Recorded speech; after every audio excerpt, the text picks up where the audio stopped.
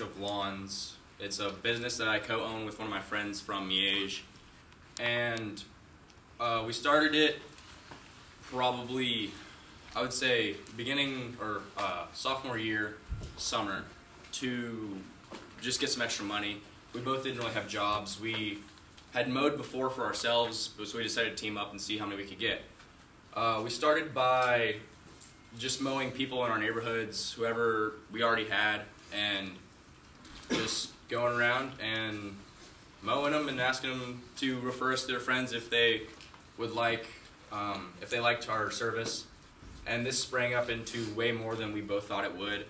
We ended up printing off flyers and making posters and a bunch of stuff to get our word out. But the number one way we did that is we would go into any neighborhood that we feel was close enough for me to drive my truck and his lawnmowers around. And we would knock on all the doors, and if no one answered, we'd take our flyer, put it on the doormat, and tell them to call us if they wanted an estimate. And that started us off. We got probably 15, 20 lawns from that. That was a good start, and it brought good money. We were fine with that. But we figured out we could do more.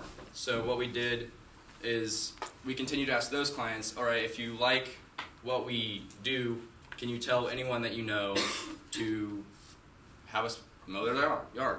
And that's the greatest way that we had marketing, because that they'll tell your friends. If you do a good job, they'll tell a few friends. But if you do a bad job, they'll tell everyone, hey, don't use these guys because they'll mess up your lawn. So I would say the number one part of marketing any business is your quality has to be spot on.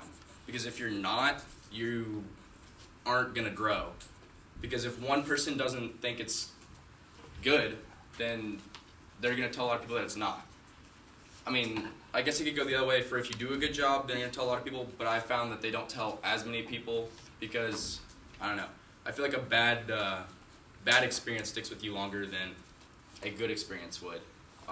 You just remember, like for example, if you went and eat at a restaurant and it's been good for a few times, but then you go get food poisoning from that time, you're never going to forget, oh, I went there and got food poisoning, and it's going to drive you away from that restaurant. So it's the same with me and mowing lawns. If we totally mess up and don't weed the lawn, and they come back and say, well, why didn't you do this? And we have nothing to say to them, like, oh, we messed up, sorry, and we try and go back. They usually don't want us back because we messed up. It only happened once, but it wasn't a good experience. We learned and we moved on, but that's mostly like the marketing side. Is flyers were a big deal with us, but mostly it's word of mouth. People telling their neighbors, we mowed their lawn by these guys. That's mostly how we got that around. But today we have right around 35 lawns, maybe 40, and it's mostly done after school or weekends. And what we do is we just get my truck and his lawnmowers. I have a trailer sometimes if we want to do a lot of lawns in a day, and we'll fill up our my truck with all that stuff and drive around, and we can usually make pretty good money just on days we have nothing else to do. We'd rather just be sitting home and watching TV, or go make a few $100 mowing lawns for a few hours. And it's really easy work. You can listen to headphones or listen to music on your headphones and don't really have to worry about much. But I'd say it's a good business for people that maybe if you don't have the best people skills, it's a good business because you really don't have to talk to people much. The only time you really have to talk to them is when receiving your check or money and trying to get them to become a client, which that's a big part. But a flyer can do that a lot for you if it's well put together. So that'll take away a lot of the people aspect if you're not a big people person. And college next year. What we have done is my friend at St. James, his name's Sam, he has a friend that is an underclassman at Mowing, and his buddy that won our yards. So what we told him is we'd give them all of our yards, and all they need to do is pay us a 10% fee, and they have all of our lawns. So when we go to college, we'll still be making money off our lawns that we have kept or have grown but we won't have to do any work. We'll just get a check every week with the money that they made, and that's our plan. But also, if we needed, there's a clause, I guess you could say in there, that if we are desperate money in college and have a week off or anything, we can come back and still take some of those lawns, not all of them, because that'd be mean, but take a few of those lawns to make some money for food or whatever we need for college. And questions? Yeah. How about you guys ask questions first before maybe we ask questions? How do you charge people for a lawn? Usually just depends on size. We try to equate how much time, because we don't look at it too long. I mean, our average yard will be anywhere from $25 to $40 depending on the size. We do have a lawn that is 60, but it's a few acres. It's an acre and a half, I believe. But it's a large lawn. But just based on how much time it's going to take us to get there, like so distance, how much gas it's going to take, how large the lawn is, and just how much work we think it would take. Do you split everything 50-50 with your friend, or is it more because you pay for gas? For the most part, because we use his equipment, so the wear and tear on his equipment and the gas on my end equates out pretty well. We have figured out. And so most things when we work together are 50-50, but sometimes we will split up. And usually whoever works it gets the money, just to be fair. But there are other aspects that come with that, but most of the time it's 50-50. You make money when there's no grass growing, like in November, December, January, February. How do you do that? Yeah, like right now, we do a lot of leaves and sticks. So we'll make burn piles, or we'll use my truck, go collect all their sticks, and we'll take it to my friend's burn pile, and we'll have a bonfire every weekend. So it equates to fun for us, and we make money. So it's not a big deal. And then when winter comes around, we both have snow blowers.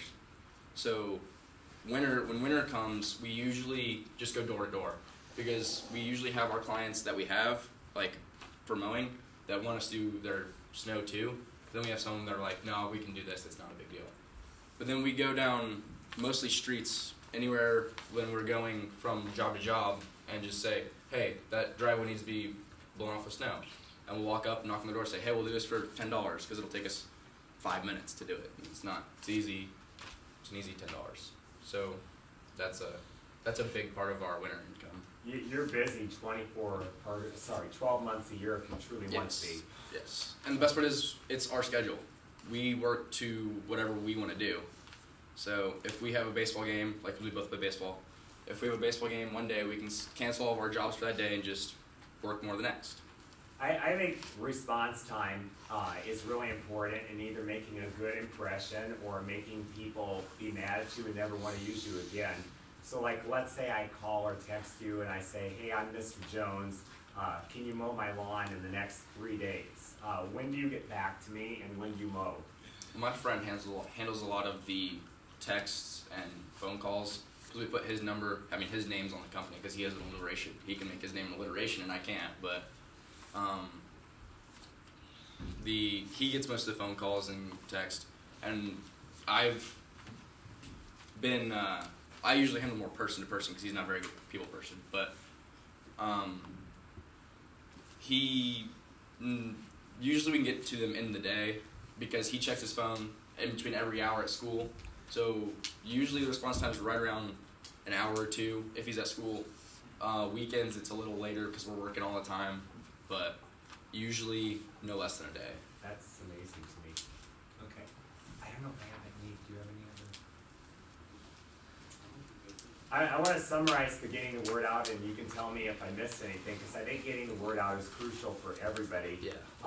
You knocked on 40, 50 doors? Ooh, no. Success rate isn't quite that high.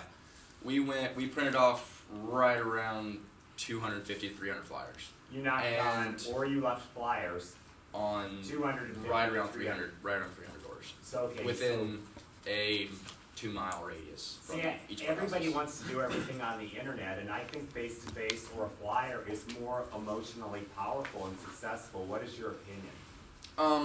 We were gonna try the social media aspect, but it just didn't work out. We had a friend that wanted to do it, and he kind of fell through on us. So we just went for the more physical connection, because I feel like that's more powerful than a social media presence. I'm not on the receiving end of that, so I'm not sure.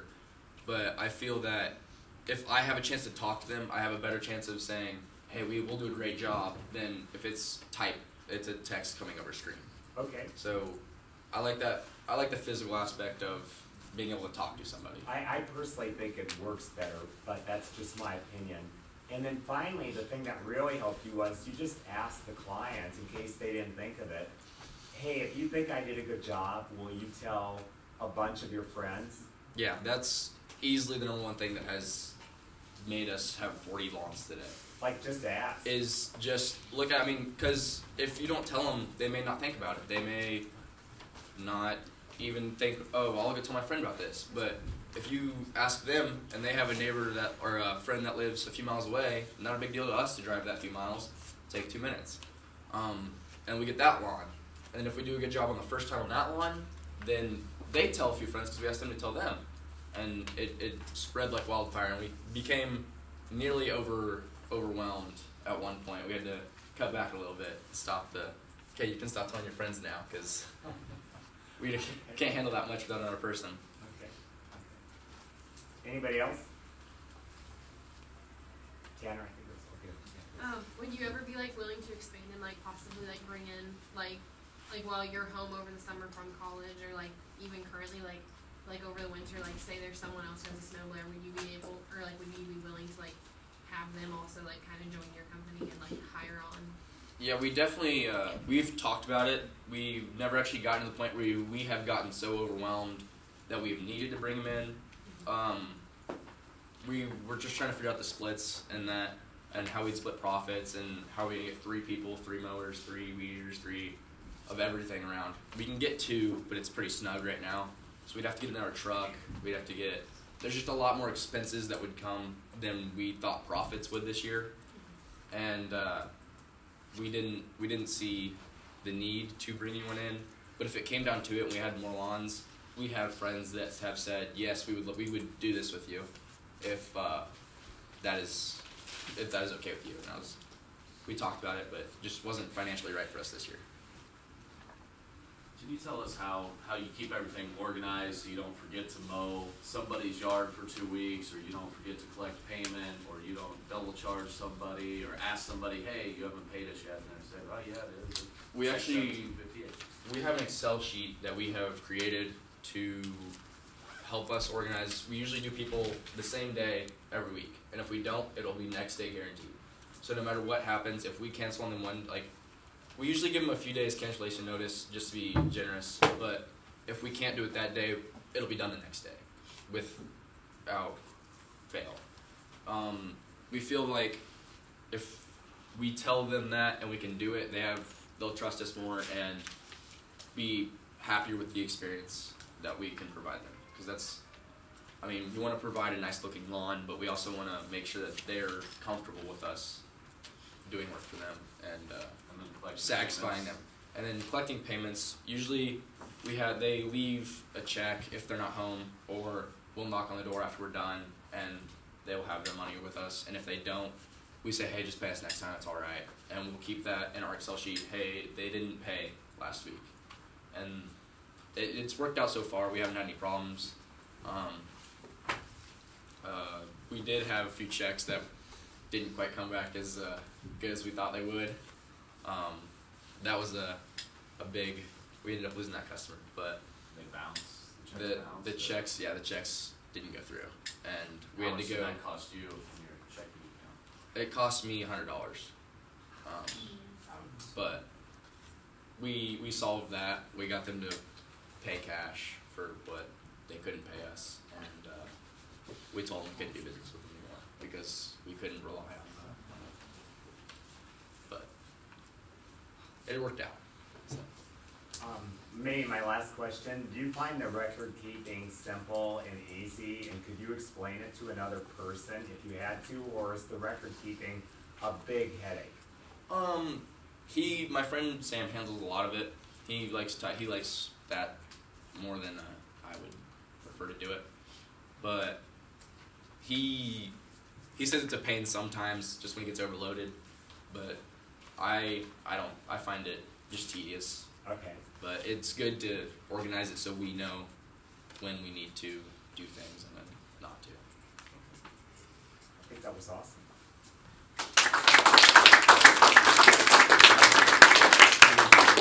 And if somebody wants to track you down and ask you questions, they